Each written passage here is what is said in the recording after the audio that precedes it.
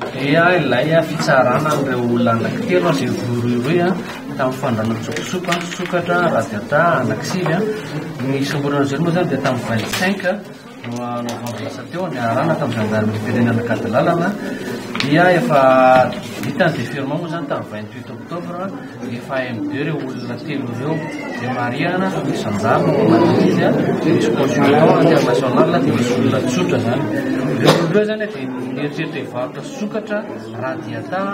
amina vazaha anankiray izay mbola fitahany vazaha eo lazay fa angonoka ilay sokatra efa ilay sokatra zany radivazaha rehefa tena jerevana ilay izy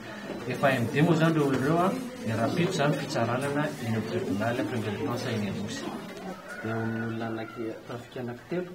indray teny tamina renina izay natantarana olona anankifito sy sokatra 8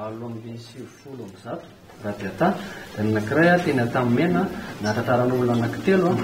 Andranomena vaovao dia natantarana sokatra 227 dia ny anankiray moa zany ilay farany ty resantsika ty ilay olona anankitelo natantarana sokatra anankisivy fa misy afera hafa koa zany zay zany hoe raisina avezia ndraikitra zany amin'ny alalan'ny projet alarme ohatra zao le kahany le tany Ambovombe Andoy zay natantarana sokatra 664 teo teo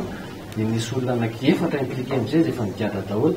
misy koa le farany teo kahana olona ray zay teratany malagasy sady mizaka sopirenana renena koa zany tratra teny Mahitsy arana tao gendarmerie Mahitsy natantarana sokatra 7 zareo ireo zany zay zany no tena hoe afera amina resaka sokatra tantanan'ny alliance malagasy amin'ny sokatra dia vitan'izay ataontsika hoe ny tena nanombohanay zany aloha dia tena mois de octobre septembre tany fa mabeky milasaky hoe recrutement sy ny isan-karazany.